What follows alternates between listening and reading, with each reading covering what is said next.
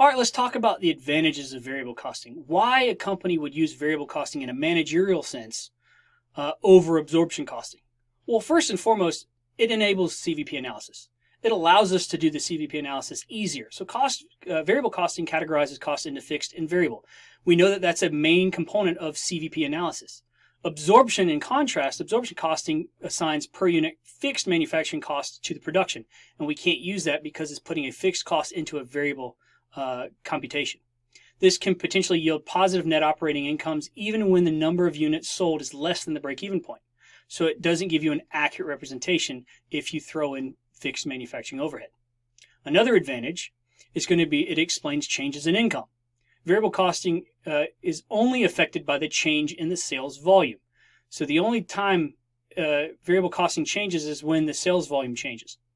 Absorption, in contrast, its income is influenced by changes in sales volume and production volume. So income can be increased simply by increasing production even if they're not sold. So if you're talking about manipulating incomes for the purpose of your financial statements to look better, then all you would have to do is essentially produce more. Produce more would yield a higher income even though you didn't actually sell it. The last advantage is it supports decision making.